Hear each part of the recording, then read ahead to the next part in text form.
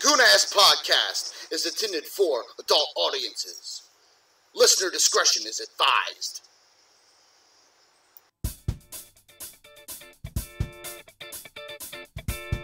In the bayou, you gotta get down in the mud to find the good stuff.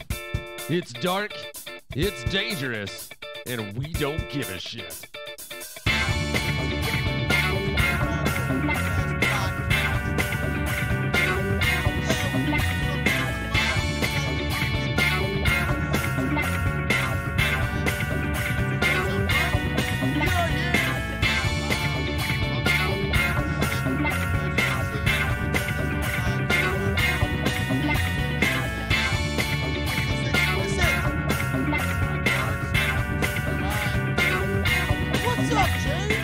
Not much, man. Glad to be here again. Looking forward to the inaugural YouTube cast.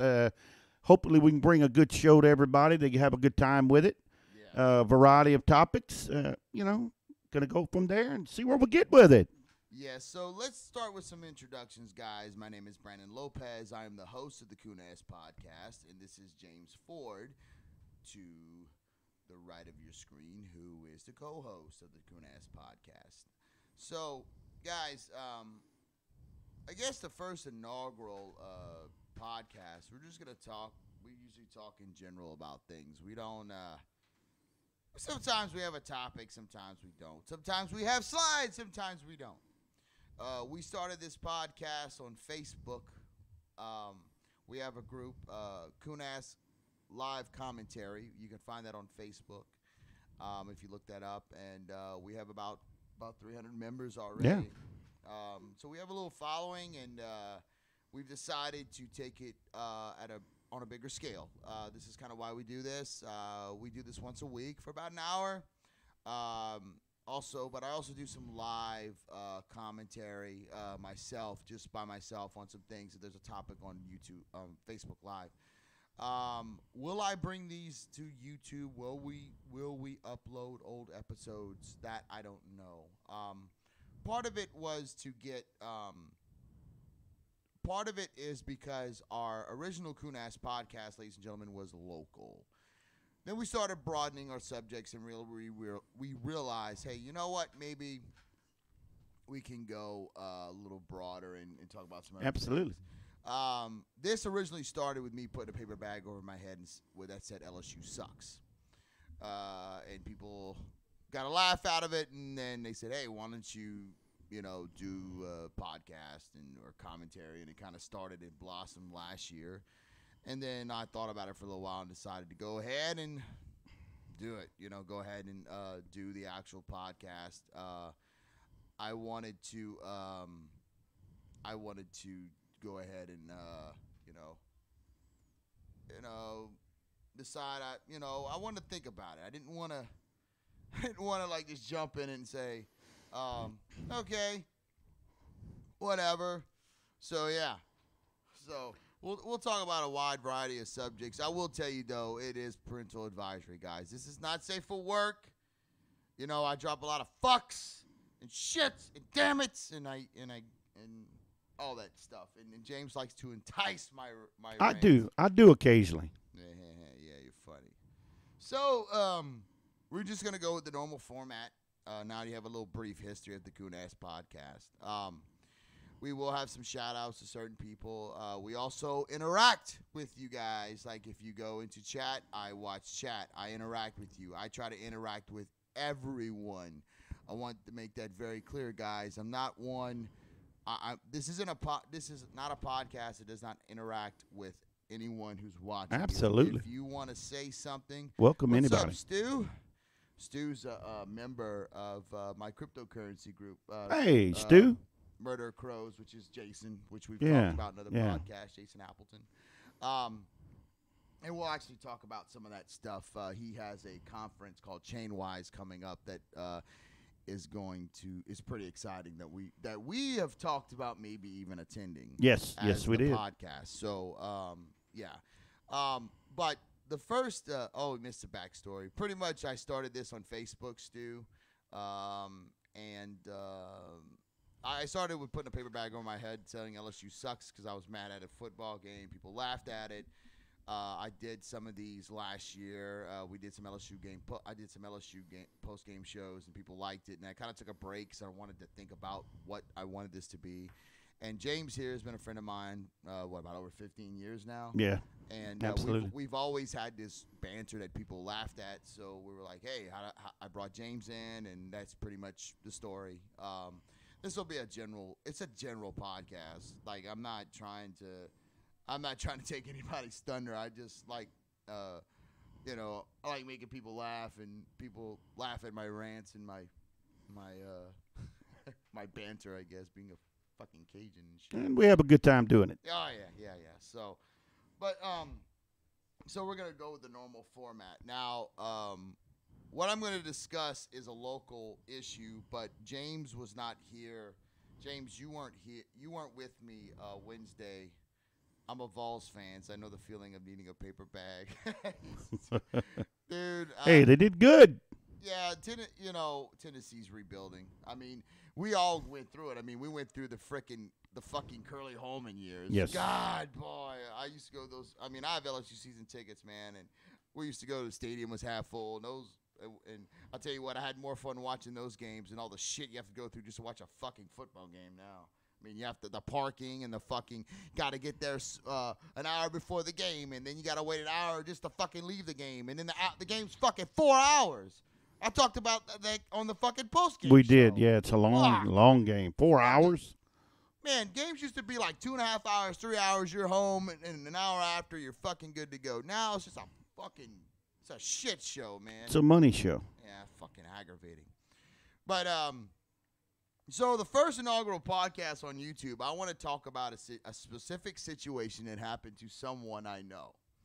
I'm not going to talk about the person, but I'm going to give very specific details that I can because I was actually given the liberty of certain information, specific information about this, James. So, yes, LSU Stadium really does have beer. Yes. Yes.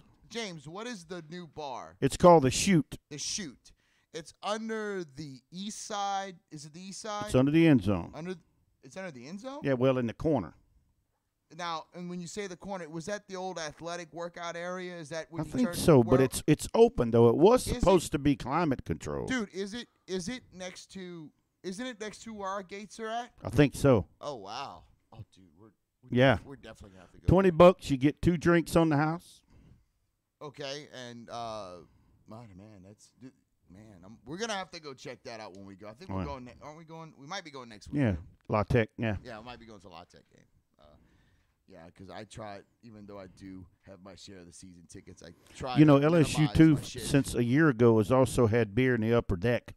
Well, yeah, they did have. Yeah, they have. Not a bar, but they sold it. Yeah, they have an upper deck area, Stu. It's I remember when Tiger Stadium, dude. I remember when we used to go. It had one upper deck, and that was it. It only seated 54,000 when I went to LSU.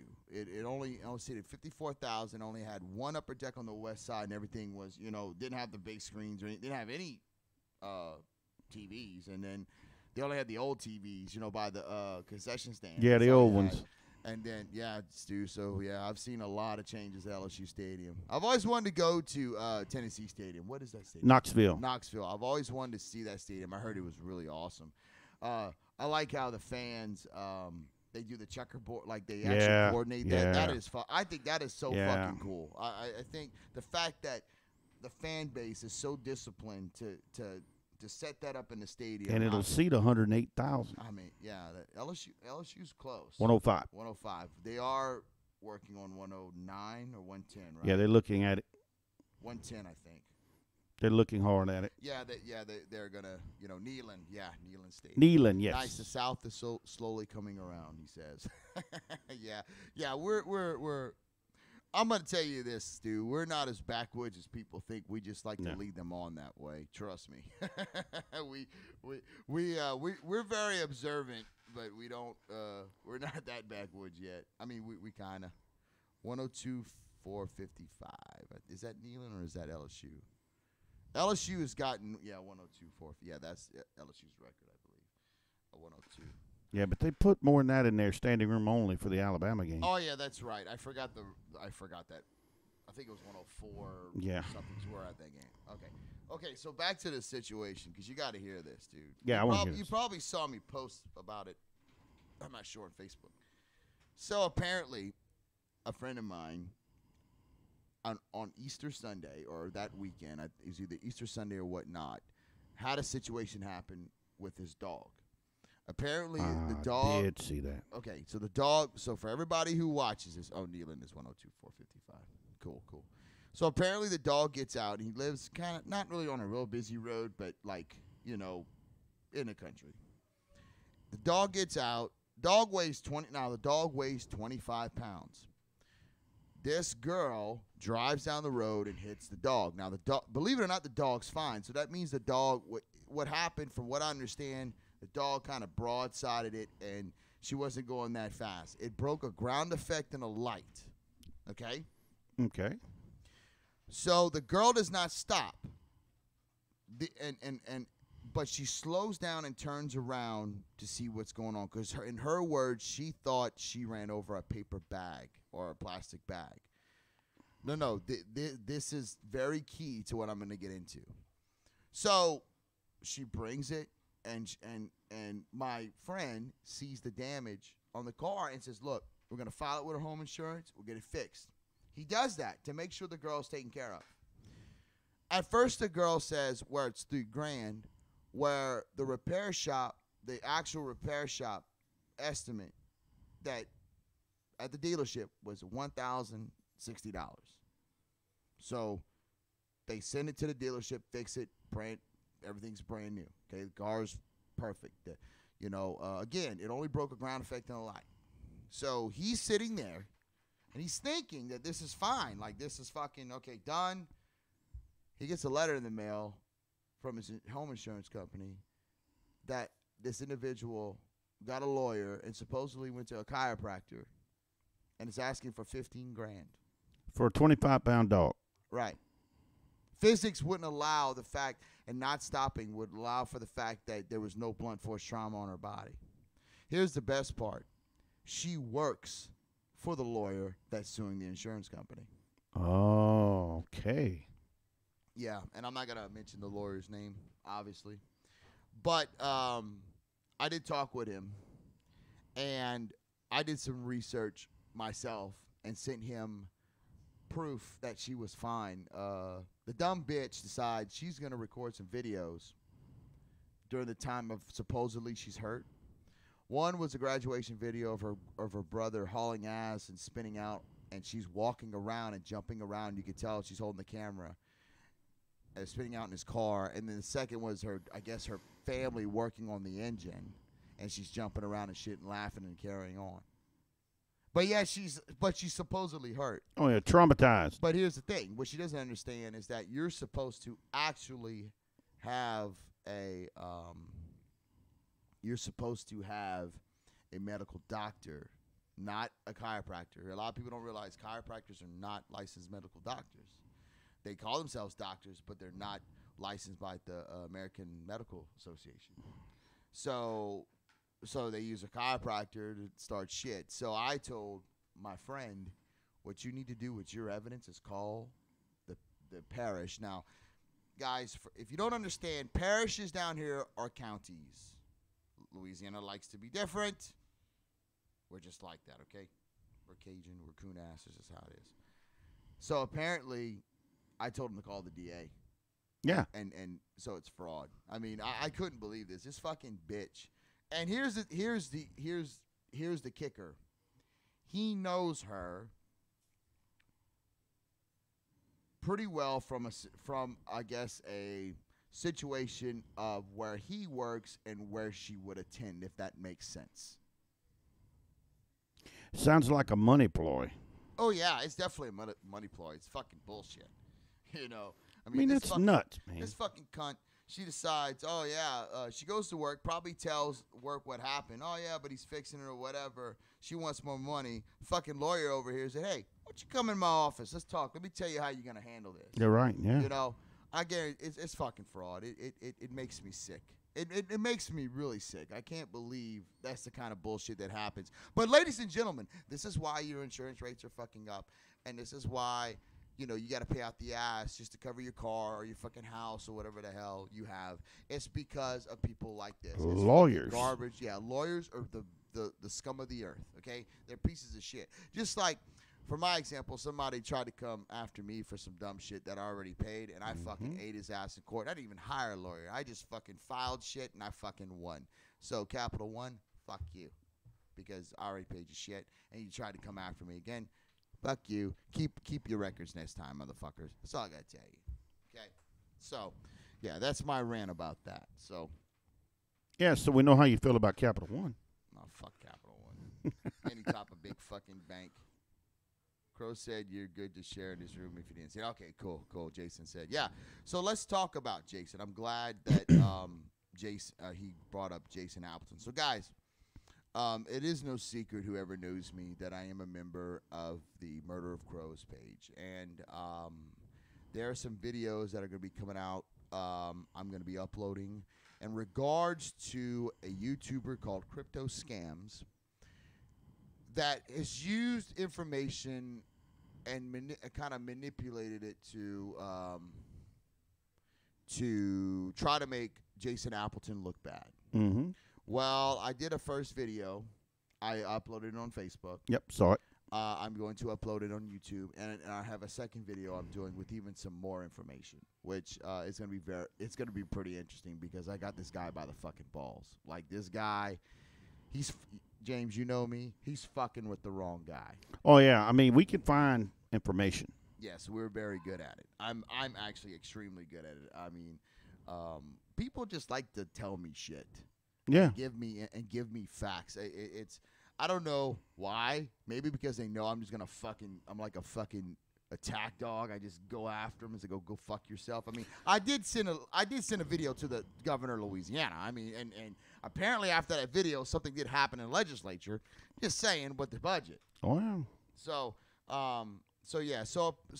be on the lookout for that, guys. But Jason Appleton is having a conference called Chainwise, February 19th. The weekend before February 19th. February 19th, I gotta have that deal. Yeah. The weekend before, so that'd be, is it Tuesday?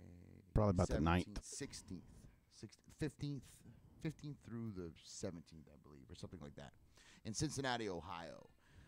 Me and Mr. Ford here we are debating whether or not we are going to attend. We could probably swing it. I'd like to do it and have some live podcasts there. Drink a little beer. Drink a little beer, and they're gonna have some really good people. Like I've had the pleasure of asking questions to over there. And I think I want, like we discussed before, I think I'm going to do maybe a weekly cryptocurrency, like 15-minute video on like just basic cryptocurrencies, what they actually do, like the tech and shit, because I'm kind of good at that. And just put it in layman's fucking terms, like blue collar. Like, look, this is what it is, okay? This is what it fucking does. I'm not going to give you no fucking technical data. I'm not going to give you I'm not going to try to be a fucking nerd about it. I'm just going to say, hey, guys, this in comparison, this is what it fucking does. Okay, now you got it. On each project. So I'm thinking about doing that. Thinking about going, since he's only about, from Knoxville. Yeah. I'm not going to be able to make, I want, Jason just sent me, Jason just sent me some information. Share, it's all good. I'm not stalling, Jason, but he sent me another thing up I'm actually trying to talk to some exhibitors, like some people I actually kind of know in this crypto space. I just talked to Greg. Yeah. I don't know if you know Greg Asuri, but he has an awesome project that pretty much what it's going to do is, like, say you have a server, like say a tax company uses a server, right? And they use their server like only certain parts of the year, but then they have parts of the server that aren't used. He has the technology that he can rent out that extra space to other people, and they pay him. Isn't that fucking Awesome, cool? yeah. Dude, this guy's developing this. That's the guy I'm talking to trying to get to this conference. I mean, Yeah. that's the kind of people I talk to, man. Some of this cryptocurrency shit, dude, is fucking real. Like, they got one right now where they're using an app where to get, and you can sell your data. Like where, like, you know, you have cookies on the website and stuff, like, and it tracks your data. They got fucking cryptos that are they can buy that to give to advertisers, right? Because that's the big thing right now, data grabs. Like, advertisers and the governments and all this shit wants all this data for shit, right? Like predictability or who to market to or whatever. That's the big thing right now all over in the tech sector. So this crypto is actually going to pay people to sell their data, so they actually get something fucking out of it. That's kind of fucking cool too. Yeah, You yeah, know, I agree with that. The only thing about crypto right now, James, is, in my opinion, is they got to make it fucking easier. And Jason had a video, and he had a kind of like a little. He had actually, I forgot the lady's name. I gotta go look it up in a second. She's actually from South Louisiana too. She's actually a Coonass that he interviewed. I have to think of her name. I'm gonna have to look her up. But I actually sent her a message to get her interviewed on here too, because we like to interview Louisiana companies. Absolutely. So we definitely Yes, make that indeed. happen. But she, that's what I brought up. I was like, look, you want this fucking mass adoption where the problem is that all these projects are headed by very smart people, and as you and I, there's definitely a learning curve getting to crypto. Yes, Stu, you're right. James and I, to give you an example, guys, James and I are in the same industry. Okay, we're in a service industry. I'm an entomologist. James is an entomologist. Okay, we're only going to go that far. We're not going to tell you where we work because I don't think it'd be good if some of the customers knew. No, I don't want to do that. But we're in the bug business, and we definitely can get very technical on things. James and I've been in the bug industry for 17 years. James has been, 19 years now? 18. 18. Okay. So we both are very versed in genus and species and chemicals and all that stuff. But what we do is when we talk to customers, it's also customer service. I'm not going to use the word dumbed down. I don't like using the word dumbed down because it assumes that a person is not as smart as you, which is not true. I mean, I think people are smart in different ways. So I'm going to use the word water down. Yeah, because people sometimes, Yeah, watered down is the best word for it. So I think cryptocurrency's having that problem. They got guys like you and me in our industry that are really smart. I mean, geniuses, doing the Meredith Darden, that's her name. And the last name, where would you think she'd be from? Probably. I'm going to guess Sherrington because of the Dardens down I'd there. say close, yeah. Yeah. Probably related to Jay Darden. Yes, Stu. Darden is a very popular last name around here, linked to the Chittamachen tribe. Yep. So, yeah, that. Baldwin, Sheraton. It's an Indian, kind of an Indian area, reservation. They all look French, believe it or not. That's another story from that time. But look it up. If you look up Chittamachen Indians, you can look it up, and it's about Indians bred in with French trappers here, and they all have blue eye. Like, they don't look nothing like an Indian. I'll just put it that way.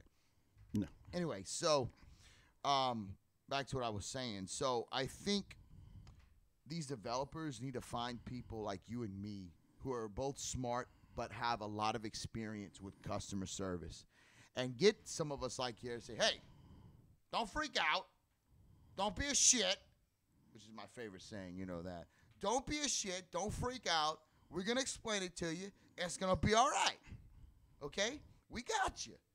And explain it to people where it's calm. Like, where it's like, look, this is what it does, okay? It's like this, or, like Bitcoin. Say, look, think of it this way. Let's say, how the bank, control, like, if you look in the bank's computers that you could see your account balances and stuff. Well, what if you could see everybody's to make sure that they're not doing some stupid shit, right? That'd be cool. That would make people understand how a ledger system works on cryptocurrency. It's like if you worked at the bank and you got to pull up anybody's account and saw what they spent it on. Now but you wouldn't know, you only see account numbers and what they spent. You wouldn't see. Yeah, Crow does do that, and that's why I like Jason so much. Yeah, but I think sometimes Stu, Crow does so many things. Like I'm just, if I would ever do this, I would do like just a 15-minute video and that'd be it. He could even use it, like. But back to the but the problem is these other guys do, like all these cryptocurrency YouTubers.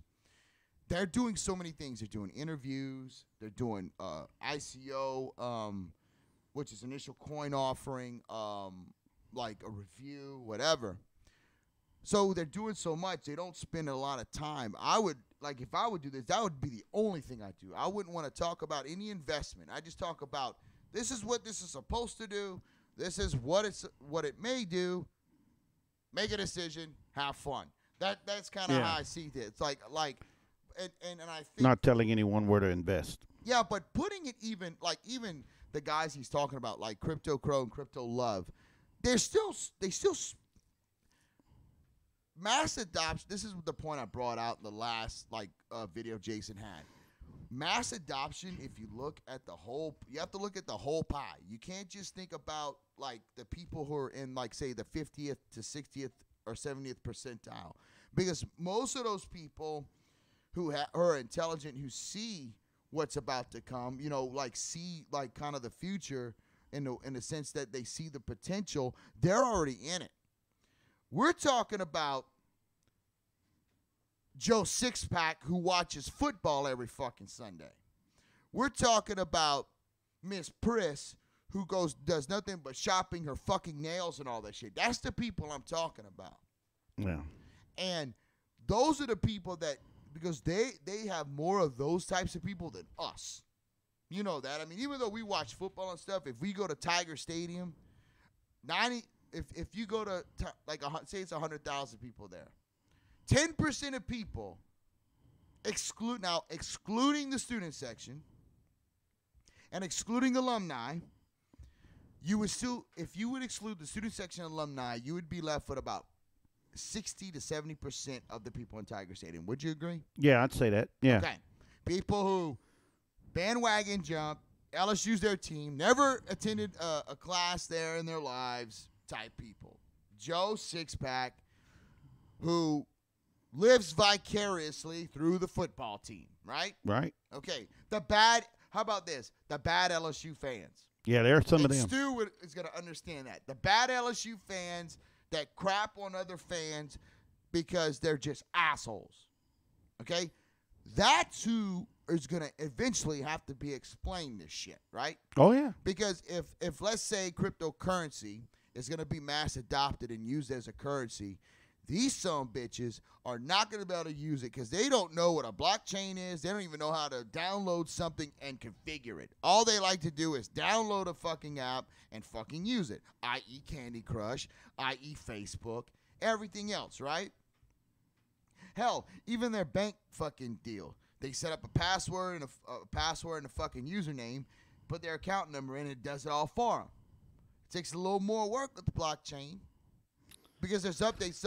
So they need to do, they're at every SEC school. Oh, Stu, we know. Oh yeah, do we? Oh, Stu, we You're know. right, Stu. Stu, we have a lot of, we actually talk to, like, every time we go to a game, we try to find the opposing fans. We cook for them. My favorite games are when Tennessee, Georgia, A&M, Auburn, Ole Miss, even Alabama.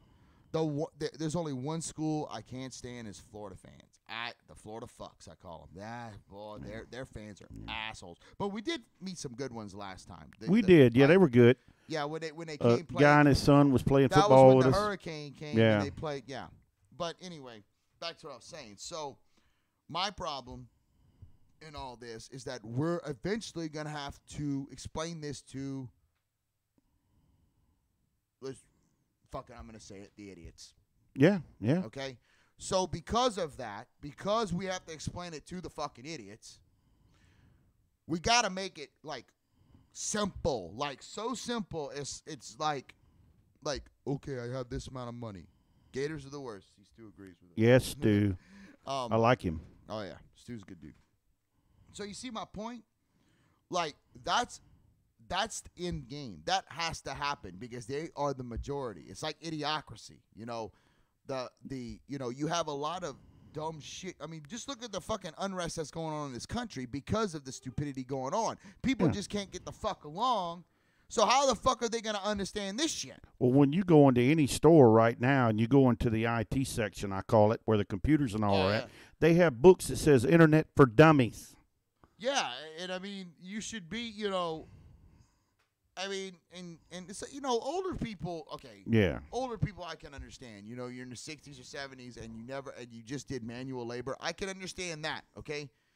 But Gen X and the millennials and half the baby boomers should know simple tech.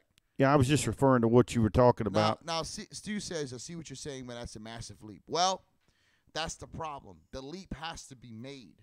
That's the point. And the leap before mass adoption occurs, the leap has to be made. That's the bad news. Because I'm going to guarantee you this.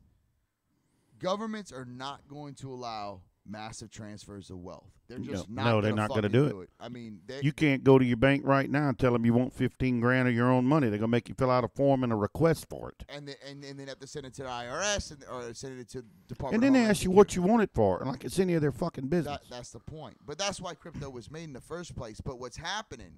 It's ironic that the opposite, like Bitcoin was literally, if for all of you that don't know, Bitcoin was actually made to get away from banks and to get away from Wall Street. But the funny thing is now it's acting like exactly this thing that they tried to get away from. Yeah. You know, with these fucking exchanges, with these ICOs, instead of IPOs, obviously, you know, same thing. Instead of just being simple about it, which, you know, it's all speculative and all that bullshit and whatever. But the point is that to get, you know, Stu saying this is a massive leap to get to those people. It has to get to them first. Let me give you an example. When fucking FDR had the New Deal, who did he go to first? He didn't go to Wall Street. He didn't go to Wall Street. He didn't go to fucking banks. He went to the fucking common man first because that's the key. Yeah. You get the common man and the masses behind it. You got Wall Street because they will adapt. Wall Street, banks, any type of financial organization, it will adapt to what the common people do. The bottom line is that they're going to make money no matter fucking what. So what's happening in crypto, the reverse is happening. You get into smart people like you and me who know what the fuck it is. I mean, shit. I mean, yeah, I talk like this just because I fucking want to. I mean, but I can get all technical. And, yeah, and cryptocurrency, you know, it's like a blockchain. Yeah. And the blockchain works like this, and I can be that. But I don't do that. No. I don't fucking do that. Fucking me. I mean, I yell at people on their fucking phone on the road.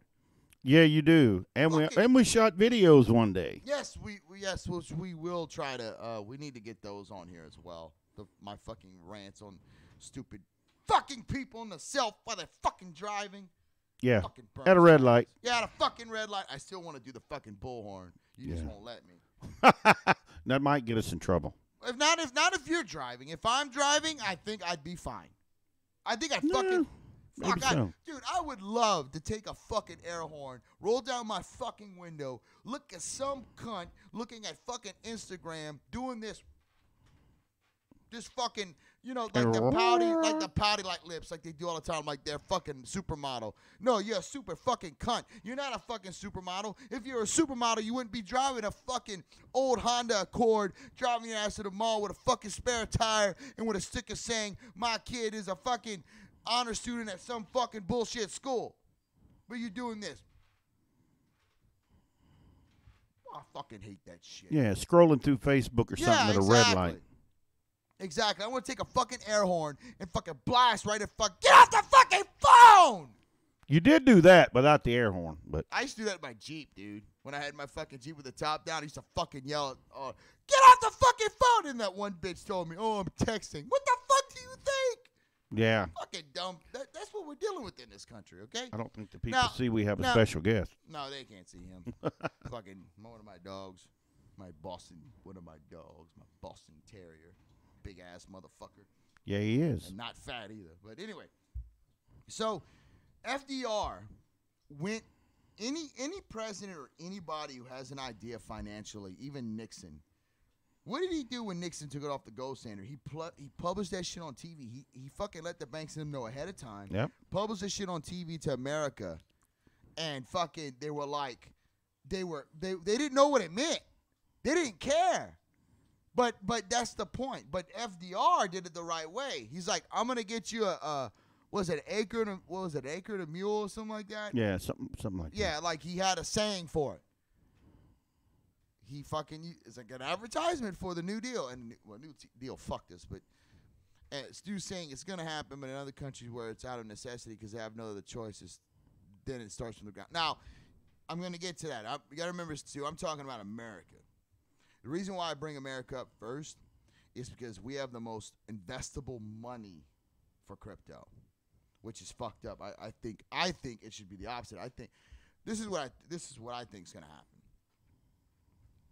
Countries like Africa and like countries in Africa, I say countries like Africa. Yeah, I sound like one of them dumbasses right now. Cool, Africa's a fucking country. No, it's a fucking continent. Okay, anyway, yeah. Damn. Yeah, fucking had a fucking dumbass moment there, bro. Anyway, so countries in fucking Africa, they're gonna do mining and shit and doing stuff that they can get coins free or easily. Mm-hmm. So they have a coin that's gonna help with like coffee trading and stuff, Cardano, like in some other ways. But the point being is that they're gonna start. Some countries are doing shit like that. Some countries are doing mining, like in fucking Switzerland and shit. They're using the cold caves to do mining. Some countries are doing, they're trying to even have their own cryptocurrency, like fucking Venezuela, the Petro, whatever it's called. Yeah, they're in trouble anyway. Yeah, that's the problem. So it's still the same premise that people are doing anything they can to get out. Like, cryptocurrency will be a way for people to get out of poverty. Cryptocurrency will if you invest now in the next few years, you're gonna make some fucking money. How much money is how much you invest, but and it's like the tech boom, like during the fucking 20s when Wall Street was pumping. Then, if you do your research and find the thing it's like finding Apple, like Jason has said, like finding Apple and finding Microsoft and finding all that shit before it happens. Now, that's up to the individual. Like, I'll never tell anybody what I think. I have my coins that I know. I have one in specific right now that I know is going to blow up in fucking South Korea, but I won't talk about it. I mean, I'll talk about it in like the channels I'm in. I've mentioned it, but this company already has 80 million viewers and 80 million users on it already, and a data. I'm just looking for. Like in Kenya where they started trading phone minutes called paces because inflation was so bad. Yeah. That's the thing, Stu. The problem, a global economy is a double-edged sword. Now, I'm going to go against the grain with Mr. Appleton on this one because he believes in like a world economy. I'm going to beg to differ and tell you that culture is the most important thing that runs an economy.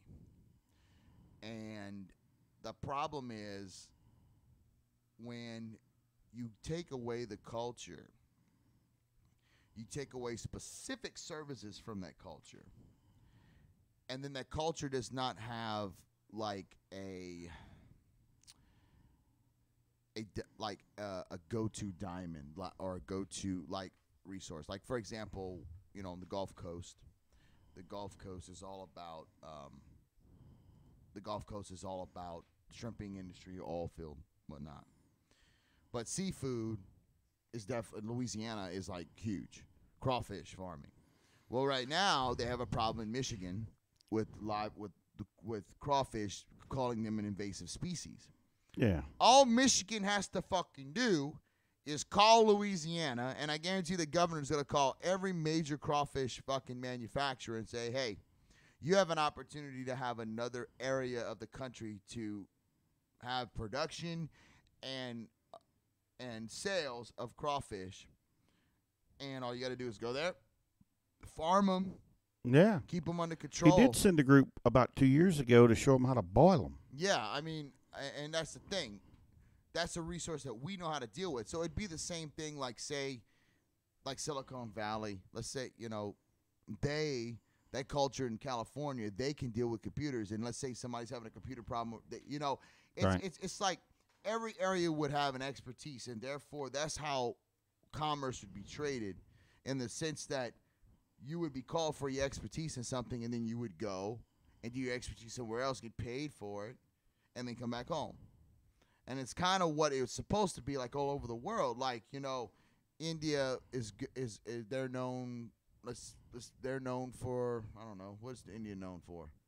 Like mathematics and you know, certain things, you know, that kind of, you know, mathematics. Japan's known for mathematics and some cultural things. You know, China's known for having a lot of land and not you know, like for example, China. You know, we could import honeybees to China. You know, like say like European honeybees. You know, Switzerland's known for banking. France is known for food. You know, you see what I mean there? Yeah. And those are broad things, but the bottom line is, because it's global, everybody expects like everything to be compacted in every area of the world. And when you take people's culture drove those industries. You know, the cotton gin. The cotton gin was made in the South because we harvested cotton as a product. The North came up with steamboats because they had more shipping. And you're free to develop based upon your needs in your area, and that's how innovation happens. But the problem is, people don't want that anymore. They want you to be. They want to. And this is my biggest message. If you ever watch this fucking podcast, look at me right here. Don't ever impose your shit on me. We might have differing views, but we can agree to disagree, and I'm not going to hate you for it or anything like that. I'm not going to fuck with you or anything like that. But the second you try to impose something on me, your ass is fucking mine. I guarantee you. And listen, I will call anybody out on this fucking podcast. If you want to come out here and debate me on my podcast, there's always an open door. I fear no one in a debate. You're right. You know that. Yeah. I've called out a few You people. called out one asshole that thought everybody in Louisiana was slow and dumb. Yeah, and that motherfucker, I did get like 100-something views on that. Yeah. But I mean, I'm not trying to do that. The point being, You know, one thing you talked about the countries in Africa, you know, they have a special resource there that they mine for on a regular basis, and it's very difficult to find, is blood diamonds. but that's the problem. They say blood diamonds, but what does a diamond actually fucking do? Except for being one of the strongest surfaces or cutting materials in the world. What is a diamond good for? A woman. You see, that's another problem we have. We're putting value on things that really don't have value when it comes to survival. Well, I mean, you asked. I mean, they say diamonds are a woman's best friend. But I wanted to bring that into Oh, what yeah, I'm saying. yeah. That's another problem in this fucking world. We have value on things that don't really mean shit. They don't mean shit. Like, fucking, what does gold really do except for be a great conductor? Yeah, because it certainly doesn't back up the money anymore. No, well, that's to an extent. It's just like crypto. When the value of the dollar goes up, the price of gold goes down, and there's a little economic little lesson for you people out there that don't really understand that.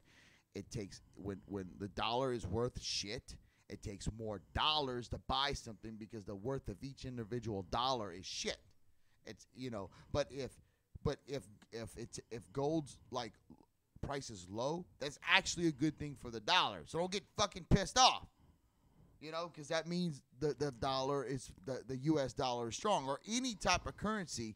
If it takes less currency to buy gold, then guess what? That's good for your currency because you can buy more shit with one of the currency. That's just how it goes. So just don't freak out about it, okay? That people freak out about that shit and it's fucking dumb. But The point being, James, is that we put value on dumb shit. You know what I mean? Like dumb shit, and then things that need value, like we don't fucking take care of. Like water. Like water is a very important resource, yet we fucking just use it like it's nothing. You know, I mean, like, but they got places all over the world that need fucking water. You know what I mean, dude? Like, it's that kind of shit. You know, you said something that's interesting. I'm looking at a graphic here. You said when gold drops, it's good for the dollar, and it has steadily declined. You know, actually, gold's down to about $1,193. If you look at I think it's the UXY index, which is I'll have to show you. Yeah. There's a certain index, and crypto does the same thing. Is the Gulf to table on the blockchain? I saw a story where the Gulf Coast restaurant served seafood right off the boat. Oh, dude, it's even better than that. I don't know if is the Gulf to table on the blockchain. I'm not sure that project. I haven't found it. I'll have to look it up. But if you want to talk about serving seafood right off the boat, I can drive from my house 15 minutes to the Delcom Canal. That's right. And go to any fisherman on the boat. I'll have to look that up. I mean, that's very interesting.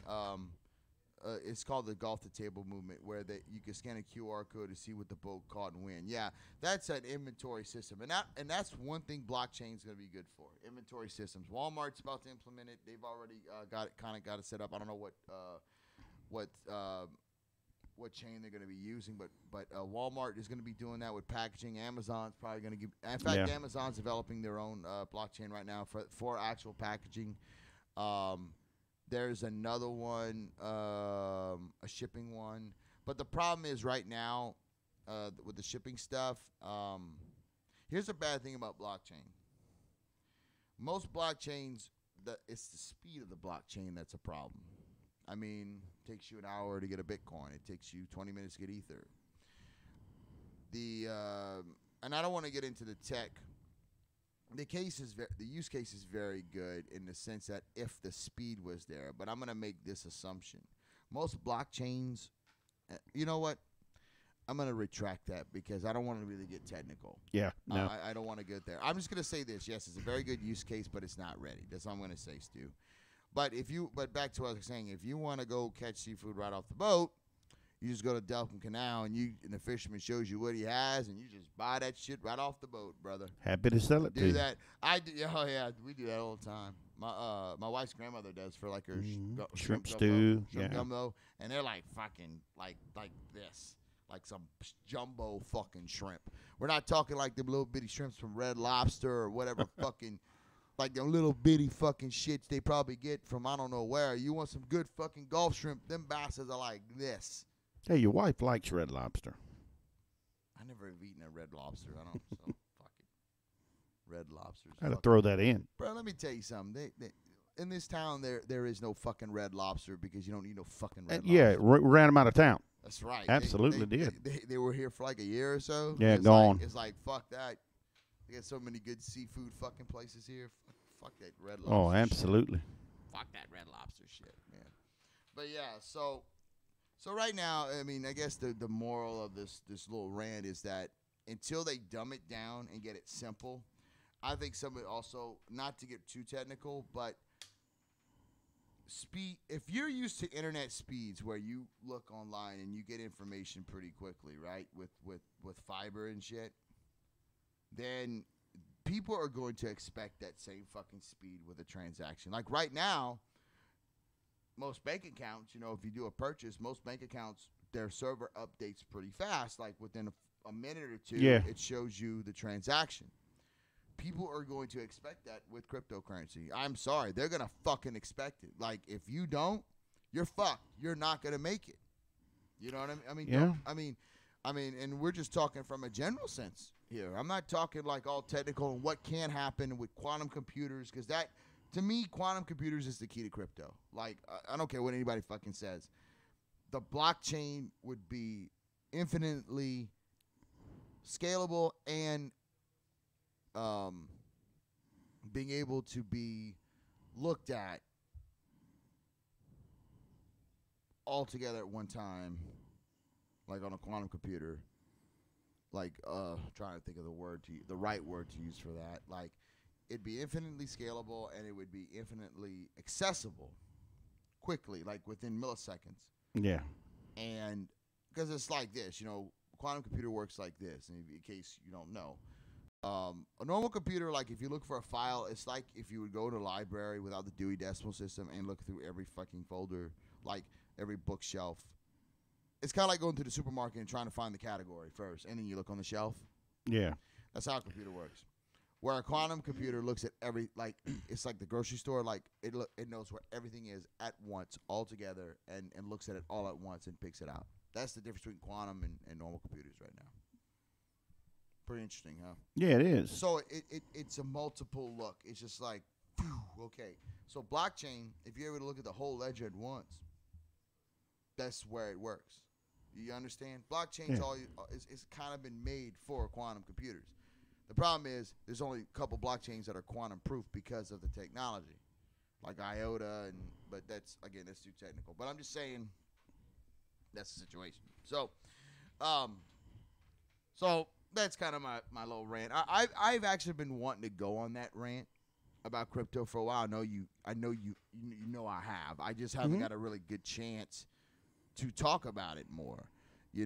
Because and I do want to talk about it more, but we also got other things to talk about. So yeah, like people imposing their shit on me. Yeah, can you tell that this guy right next to me over here doesn't like that? No, I don't. And that's another fucking story. I got that, and if somebody tells him what he's going to do. Oh yeah. That I'm gonna tell you guys. We got about 7 more minutes on here, so I'm gonna tell you guys some things. So you kind of know where I stand if you want to keep on watching or not. Because I'm not gonna force you to watch my shit. Okay, I'm not that type of guy. I don't force people to watch my shit. Okay? What I do is I say what I have to say. If you agree with me, fine. If you disagree with me, that's okay too. If you want to, then the AIs take over and we're all screwed. Well, that's going to happen. Elon Musk believes that shit too, and so do I. You know what? That topic, AI, will be my next podcast. Next podcast. Sounds good, yeah. Well, I have told you, there's a, Stu, I'll get into it a little bit right now for you. And then the next podcast, remind me, I want to go over that because there's more to it. The gist of it is this. It's psychology, Stu. I want you to open mine and ran on. He wants me to ran on. Ramble on! Fucking Zeppelin shit. Okay, Steven Tyler. No, it's fucking, no, dude. It's Robert Plant. No, I meant Dream On. That's what I was talking about. No, I said ramble on. Well, I heard that, but God, Zeppelin and Aerosmith are two totally different Yes, bands. they are. Yes, they are. Jesus Christ. Know your shit. It was an example. I'm a fucking musician. You should know that. I know. I'm just saying it was an example. Oh, whatever. Okay. Damn. He wants to know about AI. So here's my take on AI. Computer AI and is not really artificial intelligence. I want to explain. Getting deep now. No, I want to explain this. I'm going to explain this very simply. Human intelligence and computer intelligence are two different things, and I'm going to explain why. Ego is what it is. The actual ego, the actual thing that makes us being actually self-aware. In our case, we learn emotions and thought through physical feeling first.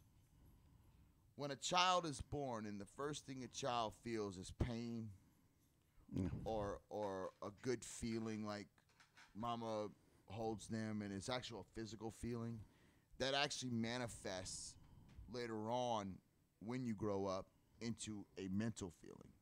Okay? The mind associates feeling with a physical feeling. Think about the first time you kiss somebody, the first time you eat a food you like. If you think about those feelings, you still almost can manifest those physical feelings on yourself when you think about it, right? Yeah. Okay. A computer cannot do those things. It cannot have a physical touch. It cannot have physical feeling. So, when the so-called artificial intelligence, I'm going to call it computer intelligence. I'm not going to call it artificial because there's two different intelligences we're doing here. Yeah. Computer intelligence will start like this. It will get to the point where it will be all logic and numbers, okay?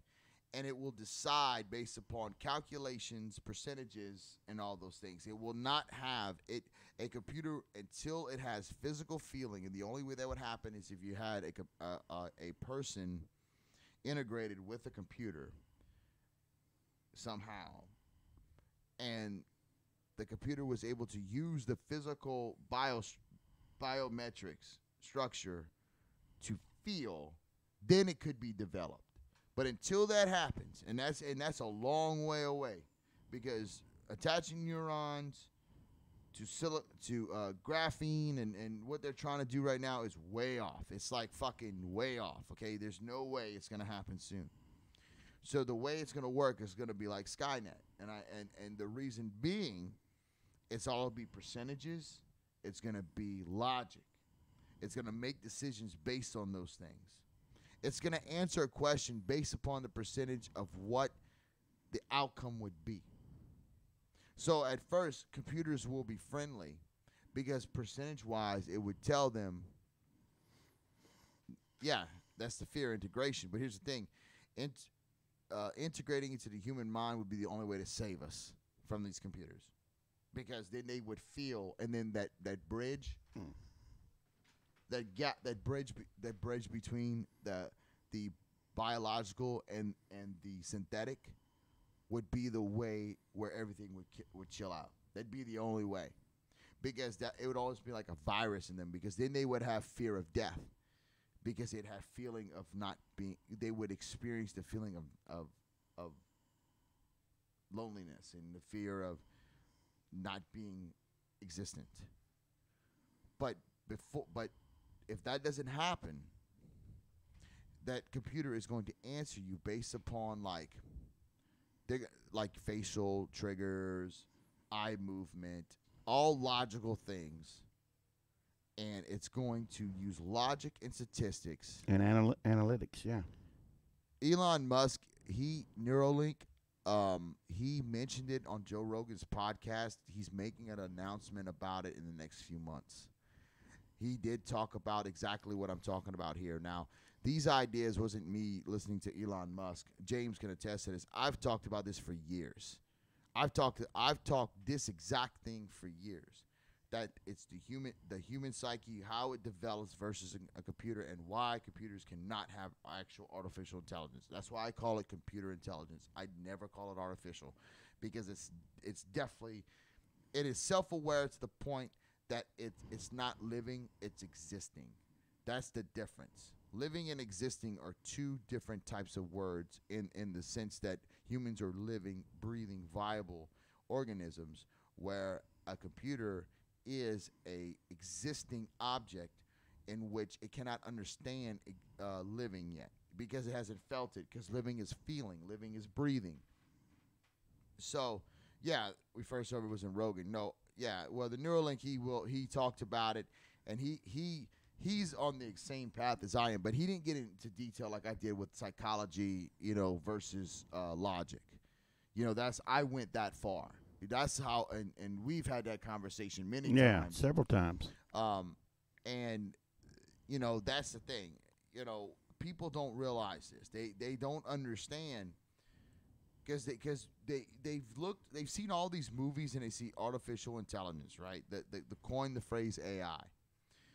I don't like using that word because it's not artificial. It's just logic and statistics, and it just makes decisions based upon calculations. Just like any algorithm, just like any bot, just like the PS2 chips that were in the Patriot missiles. It made changes in the trajectory on the Patriot missile based upon factors. That's all it did, an environmental factor, and it used vectors and it used logic to do that. So it's not really intelligence. Intelligence is free thought. Intelligence is actually problem solving I mean, intelligence is okay. Intelligence is problem solving. Okay, so computer intelligence is just that a computer solving a problem. It goes by analytical data. Exactly. So it's not true AI. It's not true artificial intelligence, and people misconstrue that. I think that's my opinion. That's why, these. I think this is what. And you know what? I think this is hindering development of a true AI. I know it's probably not a good example, but something you're talking about. If you make the mistake from time to time of liking something on Facebook, all of a sudden in a few days you're going to see something pop up. Dude, it goes further than that. They have data and algorithms where they actually, if you talk about it and your microphone picks it up, Right. I showed you that. Yeah, you did. At my house. We did. We talked about something at Home Depot, and all of a sudden it popped up That's right. on my computer. The algorithms are there. That's computer intelligence. It's a program using data and stuff. Intelligence is Johnny Five from in Short Circuit. AI, true AI, yeah. Yes, that is correct. That Johnny Five from Short Circuit, that character, because he got jokes. You're exactly right. He got jokes. It's emotion, feeling. When he felt pain on the second one because he was dying, or like because his battery was, or when his arm got. That's the deal. And that's why yes, would be true artificial intelligence. And we are not capable of making that. We're far from. Yeah, you're going to kill me, but what about the $15,000 sex dolls that they're making that supposedly has feeling and all of this and can talk to you and whatnot? That's all. They're doing that from Analytical data. Yeah, from breathing patterns, eye movement. Like if you say something multiple times, then that means so that would be something you like. Patterns. I mean, that's all there, dude. Like, yeah, that's all it is. Again, it's not true AI. No, it's not. It's if you look at the movie AI, and you notice like AI, like some of the robots, like they they didn't have any feeling. You just served the purpose. No, I'm sorry. iRobot is the best example of that. Like, yeah, Will Smith. It got to the point where they huddled, like when the robots started huddling together in groups because of fear. Once a being, and I'm gonna say being in the sense that once a being goes from knowing it's existent. I mean, if you do a whole hour on this, I can talk about this forever. I mean, I've really researched this a lot.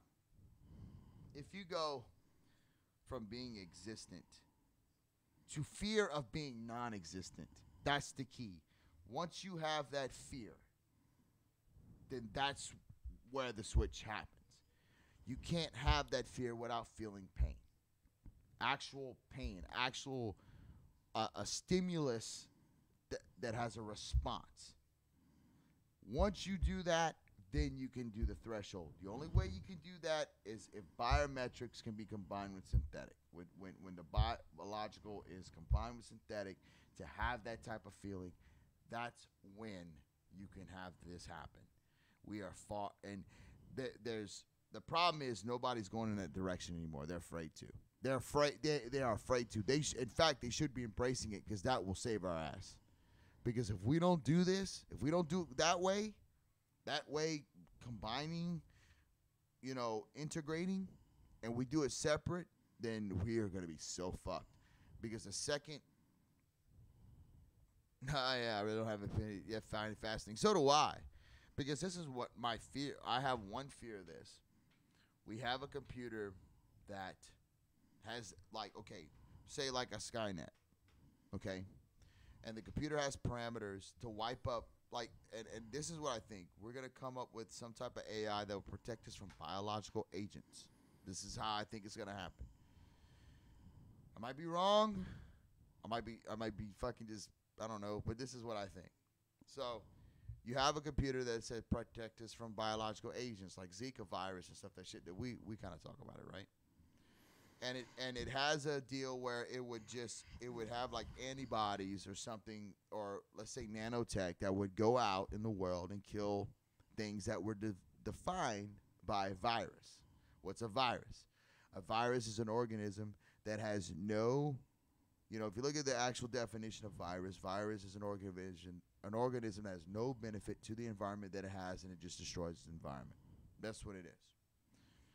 One of the definitions. So it wipes out viruses. Then it starts analyzing different types of organisms that can be viruses, and then they come to us,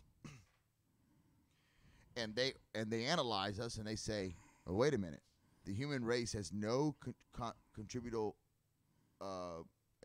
They have no contributions that help the environment. That we just take, make, and break down. That's all we do.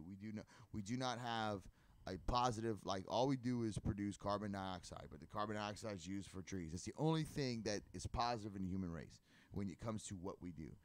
We multiply very quickly, but yet we don't have a positive we don't have any positive output for the environment. Like there's no return.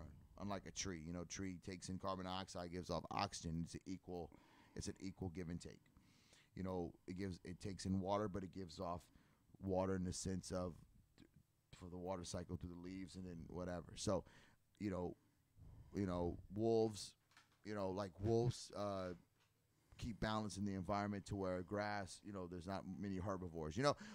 We don't have any contributing factors to the environment, right? Like we just fucking destroy shit, we build fucking shit, and we might help out a little bit, but in the grand scheme, we fucking do more damage than we do good. Yeah. And let's say this biological AI sees that about us and starts fucking taking us on. That's my fear, that we get to that point. That's why It'd be scary. That's why until we can do that integration and a computer can see, kind of feel our point of view, so they understand the essence of life and death, fear of life, fear of death, all that stuff, and the preservation of life and the protection of that type of life, instead of just knowing you're existent but it doesn't fucking matter because it's logical, then we'll have a better chance. Until then, we are fucked. And that's my opinion on it, Stu. We are fucked. So, but with that, ladies and gents, it's been a little over an hour. I want to thank everybody who's going to watch this. We're going to post this on the Facebook page. We're going to kind of do our stuff there. But until then, James, this is by the time when you hear this. In the bayou, Yes. you gotta get down in the mud to find the good stuff. It's dark, What does that mean? it's dangerous, That and means we don't it's time give a to shit. go till next. Well, guys, Yeah.